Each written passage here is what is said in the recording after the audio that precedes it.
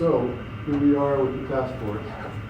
This is designed to do something new and transformative, and we hope to be participating as ambassadors in your regions so that you can bring back and share information that's coming from this task force. So much expertise in this room, and we all know we're talking about some lofty goals. This is an ambitious charge that this task force has. But if the recommendations and decisions that we're looking to this task force to come up with were easy, it would have probably been done already.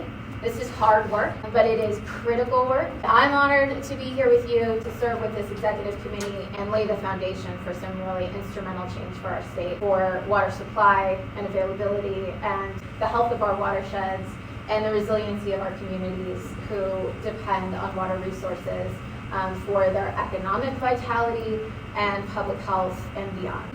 In terms of federal funding from our agency alone, we expect to see a 300% increase in federal dollars available for drinking water projects over the next 5 years. The amount of money we anticipate getting for the Water Trust Board is upwards of $100 million. 5 years ago, 2017, there were $0 distributed from the Water Trust Board.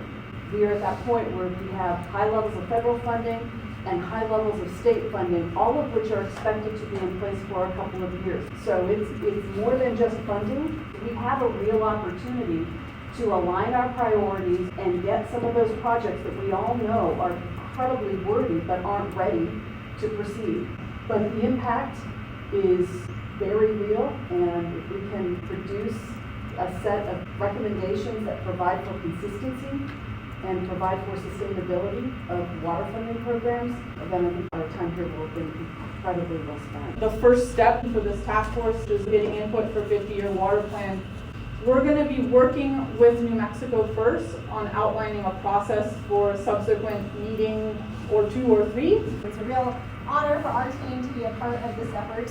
Our role is to be a facilitator and a partner, and I'll turn it over to Teresa. Also, we're going to be writing up that final report from all of your recommendations, and that's why we need the facilitation in order to capture the most important recommendations that you all think are possible.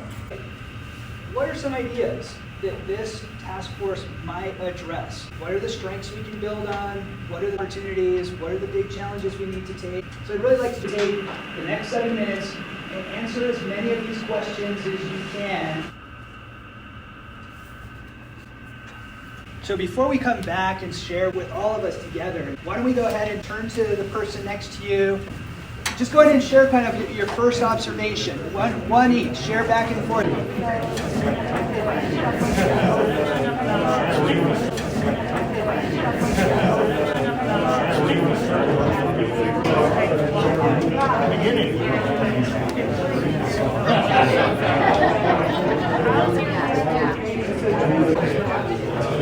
Okay.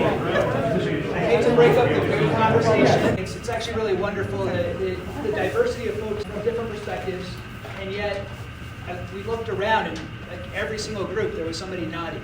Some people were actually getting animated and raising hands and gesticulating about kind of how excited they were. So I think there's a lot of energy in here, and I think there's a lot of ideas in here. And so this conversation is really just for brainstorming. And then oftentimes something you shared was challenged and you changed your perspective a little bit. So I'd really like to just open it up to the room. Who wants to share something first? Right here. Yes, please. The question I wanted to talk about was the greatest opportunity for improving water policy. I think drought is the best opportunity. Without drought, no one's going to change. It forces us to look at the issues better. If we all had water, no one would care. It's a great observation. Anybody else jumping on that? Paula. I think it's a really great insight, and something that we talked about in our group, opportunity around funding that is before us, and that New Mexico has a really huge opportunity to try to do some transformational work. The opportunity but the challenge is that we have some real issues with how we fund infrastructure in the state, especially for limited resource communities. We sort of converged around this notion that New Mexico has actually a really strong tradition and history deeply embedded in our traditional and indigenous cultures of living with what we have, living with less, and living with just what you need. rather than becoming accustomed to abundant water, which many of us have also done. This is real. This is long-term. But we have mechanisms, we have laws, and we have cultures and practices in place that give us the tools we need to succeed.